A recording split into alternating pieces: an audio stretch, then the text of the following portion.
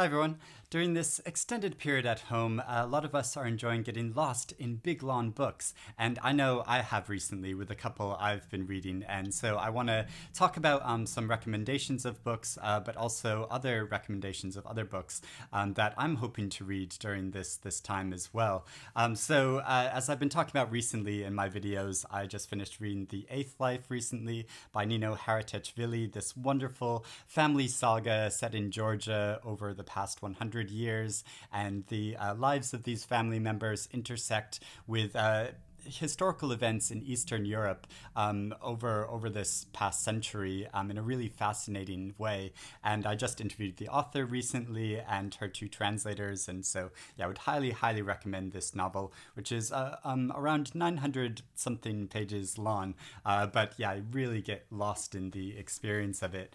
And also, I'm right in the middle of about halfway through reading Joyce Carol Oates' big new novel, Night, Sleep, Death, the Stars, which is about 800 pages long, about a family whose lives are torn apart when it begins with a horrible crime, and it's sort of the reverberations of that crime in these family members' life over a number of years following that event. And I'm loving this novel. And but the books I want to talk about, the list of books I want to talk about, is from another article by Emily Temple that was published on LitHub a number of weeks ago, where she made a list of the 50 best contemporary novels over 500 pages long.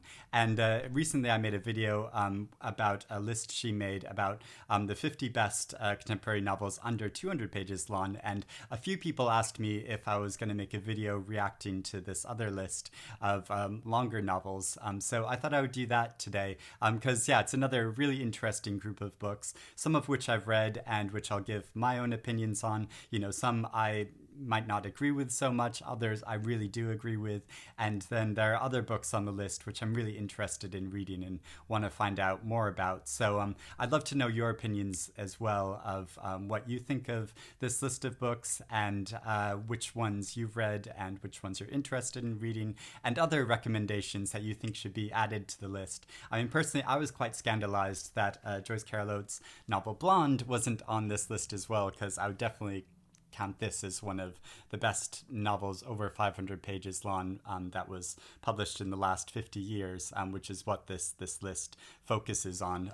But, obviously being such a huge Joyce Carol Oates fan, I would say that. So I'm going to get into this list. And I know, I think it's really interesting how she talks about how with long novels, it almost becomes a collaboration with the author over time, because I think you invest so much of your personal time in this story that it really feels like you're writing the novel as well. And because you have such a strong sense of the characters and the situation in your mind, that it becomes a part of you in this odd way, and which is something I just love about reading long books so much. Starting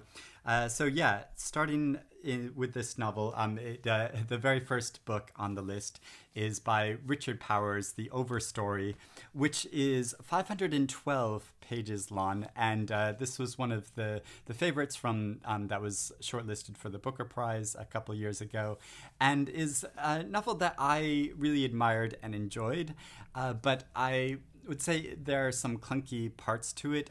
It follows a number of different people's lives and their relationships with trees, and the individual lives are portrayed in a really interesting way, but and at first they're all quite separate. It's almost like short stories in the beginning of these separate people's lives, but then as the novel goes on, their lives intermingle and intertwine when it becomes much more about environmental issues, and some of the way their lives intersect I thought was slightly clunky, and some of the way those stories played out was didn't work quite so well for me. But overall, like a really powerful novel, really beautiful writing, and obviously about very current subject matter. The fifth season by N.K. Jemisin. This is 512 pages long, and it's a speculative fiction novel set on a planet where there is just one big supercontinent called Stillness, and every fifth season there is a cataclysmic climate event, which shakes things up and changes things. And it's quite interesting. There's a lot of sort of fantasy or speculative fiction novels on this list, which I guess sort of makes sense because if you're creating a whole new world, you need a lot of pages to do that in. Quite often. I mean, there are some notable, I think, short stories which probably do it really well as well. But yeah, it's you want to get more lost in this entirely created world. The Name of the Rose by Umberto Eco. This is also 512 pages long, and it's a historical novel. And you'll notice there's a lot of historical novels on this list as well. I guess sort of like speculative fiction, since it's a world removed from ours from so long ago. It's author needs a lot of pages to really fully recreate that world. So this is a historical novel set in 1327 in a Italian monastery, and it's a murder mystery, but it's also meant to be a book about sort of literary criticism and biblical analysis, which sounds very intriguing. It was Umberto Eco's first novel, and I've never read any of his fiction, so yeah, I'd be curious to try this out. Pachinko by Jin Lee. I don't know what's going on here, but this is also 512 pages long. It must be like the magic number of long novels, and it's a family saga. Another great trope of big long novels are great family sagas, and this is about a Korean family that must move to Japan and about their life through wartime and the repercussions of wartime. And yeah, a lot of people have been recommending this novel. It's been sitting on my shelf for ages, so I really should get to it. Cloud Atlas by David Mitchell, the much-beloved literary novel, which is 528 pages long, and which is many different stories in different literary styles, which moves from almost like the dawn of time to the very far future in time, and works like how would you describe the structure? It sort of goes forward and then goes back in time, and I loved this novel, but I found that because it's written in all these different literary styles, there are some sections of it like there's a part which is sort of told like a detective story, and then another section which is about a young musician, which I found really engaging. But then there are other sections of it which I found quite a struggle. I mean, when it goes far into the future, the language is quite cryptic and odd, and it's hard to sort of know what's going on, and I found that quite challenging. But it's probably a novel that on a rereading I would get a lot more out of. But I really enjoy David Mitchell's writing, but I almost prefer his the more pared down style of his books like Black Swan Green, because I tried to read his novel The Bone Clocks and just didn't get on with it and couldn't finish reading it. It just felt slightly too gimmicky to me. But he does have I want to say he does have a new novel coming out called Utopia Avenue. I think this is being published next month, and another big long novel, but it's meant to be, I think, more in the style of Black Swan Green. It's 560 something pages long. So if you're a David Mitchell fan, watch out for this. The Witch Elm by Tana French. This is 528 pages long, about a man who survives a brutal attack, and he retreats to his family home, where he starts to uncover mysteries about his family and life when he discovers a skull in a tree. And this sounds really interesting, compelling psychological mystery that I'd like to try. The Robber Bride by Margaret Atwood. This is also 528 pages long. I've not read this Atwood novel, but it sounds great. It's about a woman named Xenia who's smart and beautiful and greedy and quite ruthless. She's billed as a man's dream and a woman's nightmare. So yeah, I'd love to try reading this. Next is probably one of the most popular novels on the list, which is All the Light We Cannot See by Anthony Doerr, which is 531 pages long, about a blind French girl and an orphaned German boy during World War II. A lot of people really love this novel, so I should try it out at some point. Little Big by John Crowley. This is 538 pages long. Another literary fantasy novel, but also a family saga set in a house which sits on the border between reality and in other worlds. There's a lot of magical elements in it, I think, but it sounds like such an intriguing story. I'd really like to read this. Another popular novel, Middlesex by Geoffrey Eugenides. This is 544 pages long and is another multi-generational family novel. This one is set in Detroit, and one of the characters is an intersex character. And whenever I've not read this novel, and I've not read any Geoffrey Eugenides, though I know I ought to, but whenever I hear the title of this novel, I think of that movie, The Guilt Trip, with Barbra Streisand, because during that road trip movie, Barbra Streisand wants to listen with her son to the audiobook of Middlesex, and it's a very silly movie, but I really enjoy it. The Last Samurai by Helen DeWitt. This is 548 pages long, and I talked about this novel in a video, another reacting to a list video that I made a while ago, which was a list about the best novels of the 21st century so far, and this was their #1 novel on that list, so it's one that I really want to get to. And I made the mistake in that video saying that there was a movie with Tom Cruise in it based on this book, but the movie, which I've not seen, probably has is probably terrible. It has nothing to do with this novel, which is all about a single mother who is raising her child in the arts from a very young age, and trying to train him in that from a young age. It's meant to be so powerful. I really need to get to reading it. Possession by A.S.Byatt. This is 555 pages long. It's billed as a literary detective story because it's about two young literary scholars studying the lives of two romantic poets, and it's about their romance as well. I've not read it. It won the Booker Prize. I should have read it. I've read other A.S.Byatt and really enjoy her writing.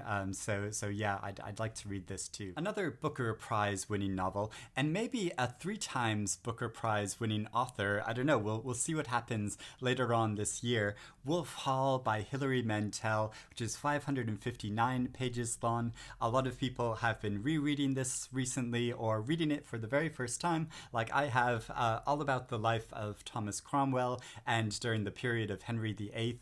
And you know, I had some struggles getting into this novel because of the complexity of the historical period, but her way of writing is so amazing and so striking, and so yeah, once I got into it, I really got into this novel and loved Bring Up the Bodies as well, and am looking forward to the 3rd part of the trilogy, which I will hopefully be reading soon. The Queen of the Night by Alexander Chee. This is 573 pages long, and I'm so happy this novel is on the list. I love this novel. It's set in the 1800s about a young American woman who travels to France and there becomes one of the most famous opera singers in the nation, and follows how her life intersects with different historical events from that period, but also is just such an epic story, which is, you know, really like an opera, the way that it's told. There is so much in this novel about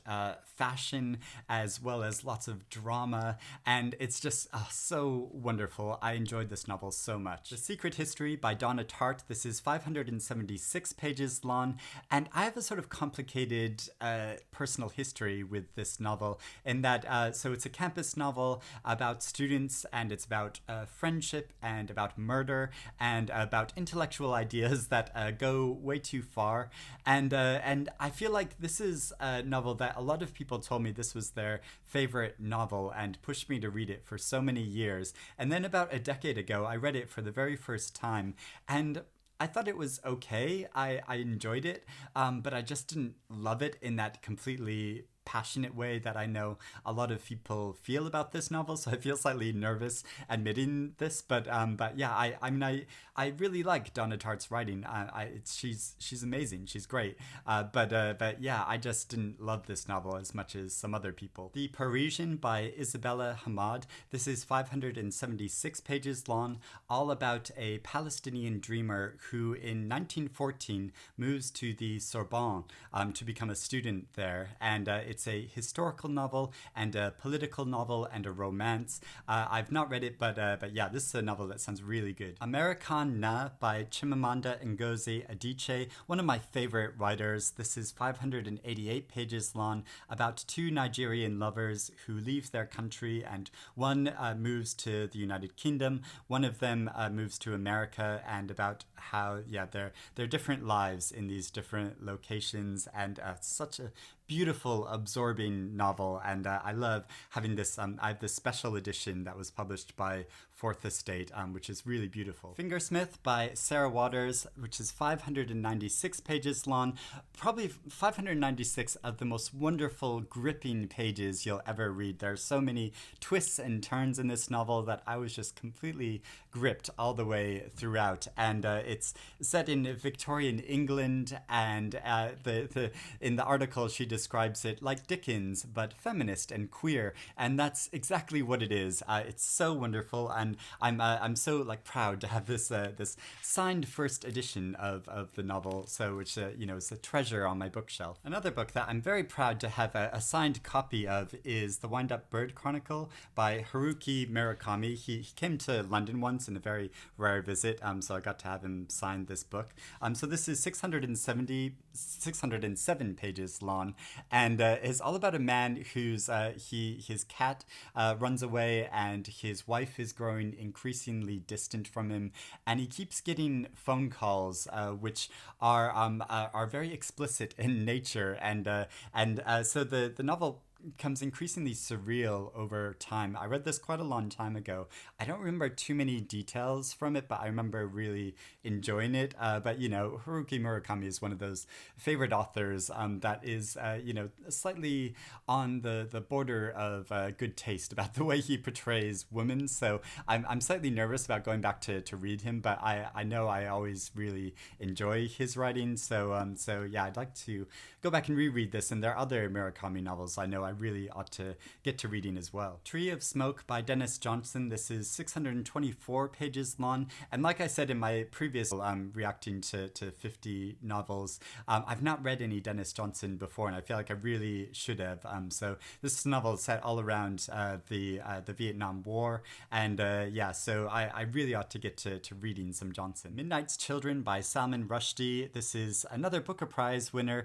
It's 632 pages long. This was actually voted like the best of the Bookers when they had an anniversary for the prize. And I have to admit, I tried reading this novel a couple times and just couldn't get into it. I think I just don't gel with Rushdie's writing. I mean, I tried to read his, I did read his novel Quichotte last year. I read it, from the beginning all the way to the end, and just didn't enjoy the experience of it. So I think if I pushed myself through this novel, I probably wouldn't enjoy the experience of it as well. But you never know. I mean, one day I might get around to trying it again and just then discover like, oh, I was wrong all along. It is a brilliant novel, but I don't think I'll be getting to it soon. American Gods by Neil Gaiman. This is 635 pages long, and I feel a bit ashamed to admit I've never read any books by Neil Gaiman. If this is a good place to start, let me know in the comments, or if you'd recommend another book of his to start with. Although this sounds really interesting. It's meant to be a genre-bending road trip novel all about forgotten gods and lost souls and dark revelations. The Amazing Adventures of Cavalier and Clay by Michael Chabon. This is 639 pages long, and it's another author that I feel ashamed to admit I've not read his writing before, but this is a novel about friendship and about magic and about the golden age of comics. The Grace of Kings by Ken Liu. This is 640 pages long. I've not read it, but it's meant to be an epic fantasy novel, and it's also his debut novel and the first in a series. The Corrections by Jonathan Franzen. This is 653 pages long, and I feel like the author of this article almost felt obligated to put this novel on there, even though I'm sure she really genuinely enjoyed it. And when I read this, I really enjoyed it as well, but I don't remember too much from it. I know it's a family story about all the different lives of these family members as they go about their different lives. And I feel like, this obviously famous novel for being an Oprah's book club pick, and that the author then criticized or felt ambivalent about being on that Oprah's book club list. And really, I think what that was about was Jonathan Franzen seems to be an author who really wants a male readership and to be treated as a serious male author. And he felt that Oprah's book club was a slightly sort of popular book club that has mainly female readership, and that he sort of felt ambivalent about it for that reason, which is really sexist and horrible. And so, obviously people have ambivalent feelings about him, but I really enjoyed his writing as well, but it's definitely not one of my favorites. Skippy Dies by Paul Murray. This is 676 pages long and is all set in a kids' boarding school in Dublin. It's meant to be a very funny novel. I'm a bit nervous about reading it because I read another novel by Paul Murray called The Mark in the Void, which I just didn't really enjoy all that much. I didn't feel like the novel really came together for me, though I found aspects of it interesting and funny, but just, not the novel as a whole. But I think Skippy Dies is meant to be a better novel, so I might try it sometime. A Naked Singularity by Sergio de la Pava. This is 678 pages long. I've never heard of this book before, but sounds quite interesting. It's a postmodern novel about a public defender who is the son of Colombian immigrants and who stumbles upon the perfect crime. An instance of the finger post by Ian Pears. This is 691 pages long, another novel that I'd never heard of before this list. Sounds quite interesting. Historical novel set in the 17th century in Oxford, and is about told from a number of different unreliable narrators' perspectives,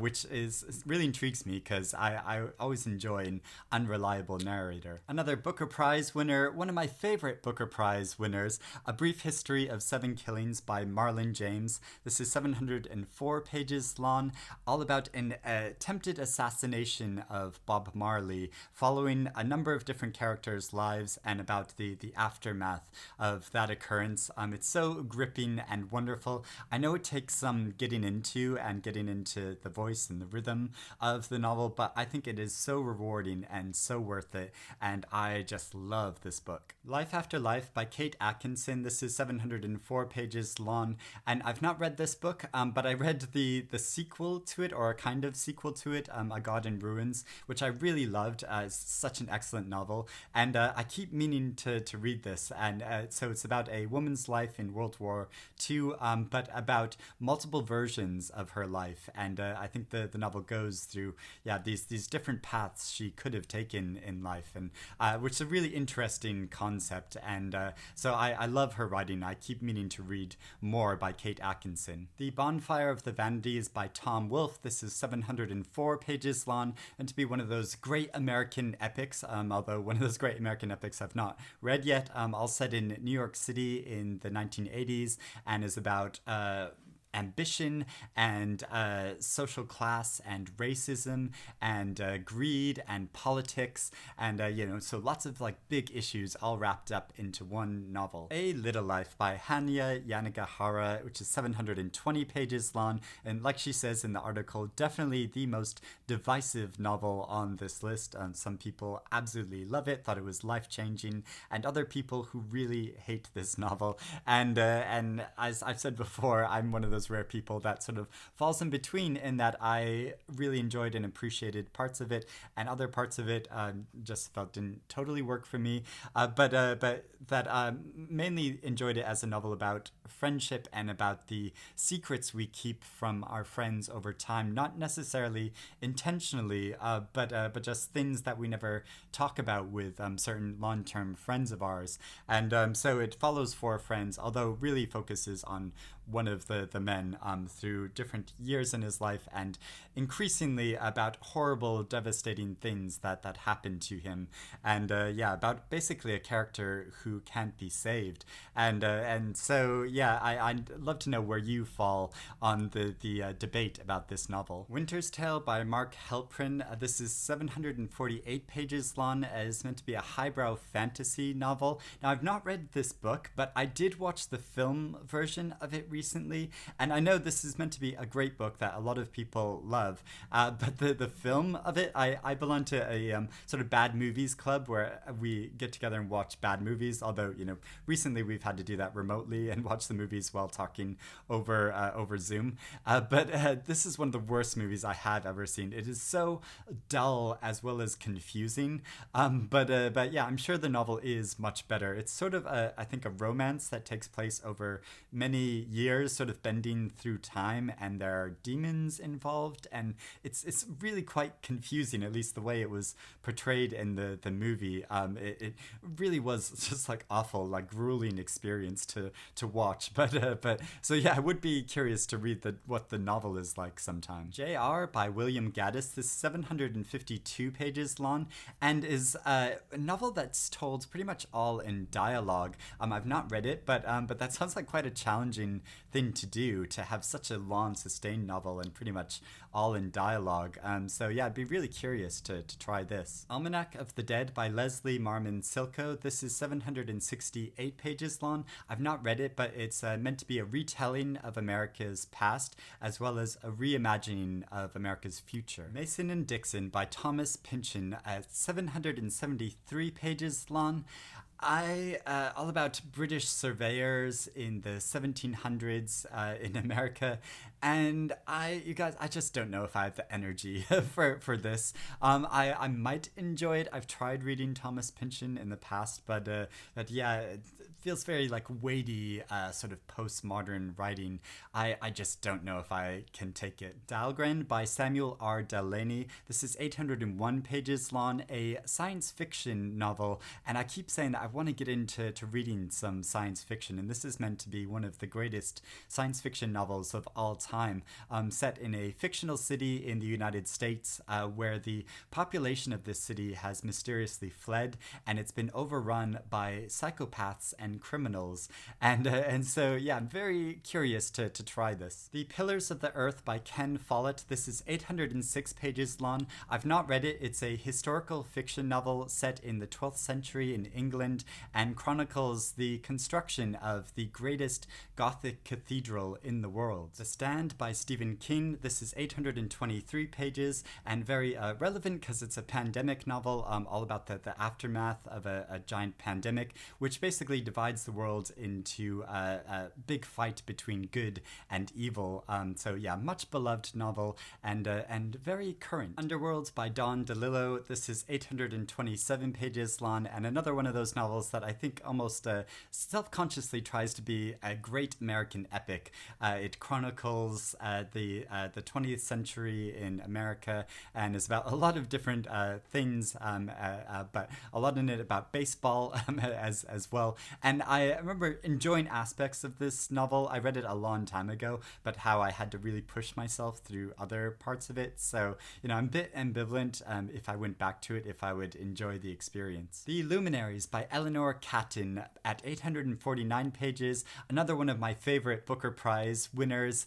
It's so gripping throughout it, I think, in the many different stories of a gold prospecting town in New Zealand, another historical novel, and which, the increasing amount of mysteries going on in this town and the way these many interesting different characters' lives link up together, I think is so fascinating and wonderful to read. Jonathan Strange and Mr. Norrell by Susanna Clarke. This is 864 pages long, a novel that blends history in the 1800s in England with fantasy and magic. Is so compelling and wonderful. I just was completely absorbed and loved the reading experience of this novel. And Susanna Clarke has another novel out soon, so that's very exciting.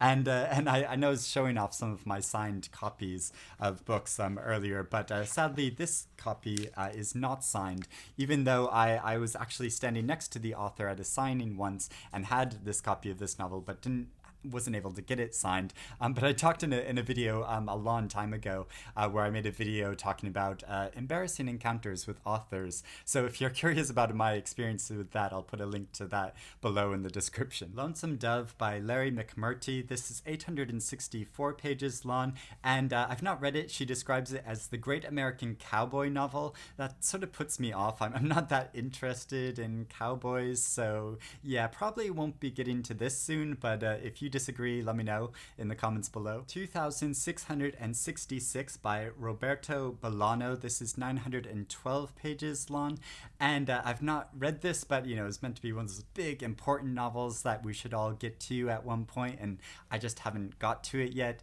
It's set in the fictional city of Santa Teresa, where hundreds of women are being murdered, and so yeah, it's I think about a lot of different subjects, but focusing sort of on that, and yeah, so I should get to it someday. Sacred Games by Vikram Chandra. This is 916 pages long. They're getting quite long now, but is a big epic novel set in Mumbai, but is also described as a gangster novel, and I'm just sort of, the idea of gangster stories just kind of puts me off. So it's another novel that I kind of almost automatically dismiss just because of the subject matter, but I know maybe I shouldn't, but yeah, I probably won't be getting to it soon. Quack Quack Ducks Newburyport by Lucy Ellman at 1040 pages long, and my favorite novel from last year. I loved this so much. Should have been the co-winner of the Booker Prize along with Bernardine Evaristo, but it didn't work out that way, and I keep going on and on about this novel because I just adore it. All about a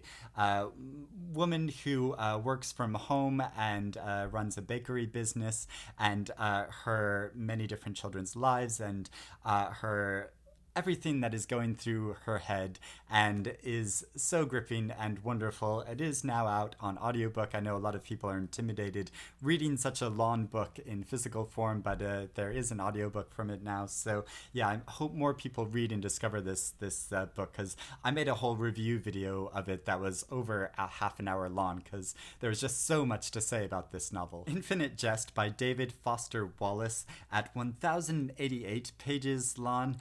I just can't. I've not read this novel, and I'm just not all that interested. It's one of those novels that at university everyone was reading and felt very important after reading it, and just I feel like from that reputation I'm just not that interested in giving it a try, though maybe I should, but no, sorry, I don't think I will ever read it. Parallel Stories by Peter Nadas. This is 1152 pages long, all about 50 years of Hungarian history. And just from the description of that, it makes me think of The Eighth Life, just because of the sort of Eastern European connection. And so if it's anything like that, I would really enjoy this novel. And he is a writer that I keep meaning to read. I have another one of his really long novels called The Book of Memories on my shelf that I keep meaning to get to. So I'd probably read that first, and then give this a try. Women and Men by James McElroy, which is 1192 pages long. I've not read it yet, but it's meant to be quite a crazy novel, all about the intersecting lives between, of course, women and men in New York in the 1970s. And finally, the longest novel on the list, which is 1488 pages long. It's A Suitable Boy by Vikram Seth. I've not read this. I have a copy of it stored at my parents' house, so I probably won't be getting to it anytime soon, but everyone I know who has read this novel has completely loved it, counts it as one of their favorite books of all time. Although one of the issues I think that goes along with this whole issue of reading big books is that if we spend so much time reading a book, we're almost afraid to say that we didn't like it because we've sort of personally invested so much time in it. So I think there's a slight danger of it, and really motivates me to want to read more of these novels on this list, so that I can say with more ease and comfort and not feel pressured to do so, that I really didn't like some of these books, or that just personally that they didn't really work for me. So I think that's sort of an interesting issue that goes along with the whole experience of reading big books. So those are all of the books on the list.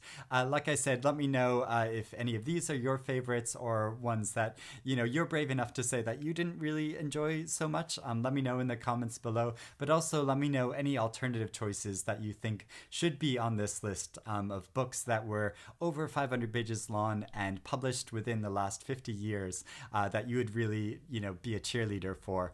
So let's have a chat in the comments below, and I'll talk to you again soon. Bye everyone.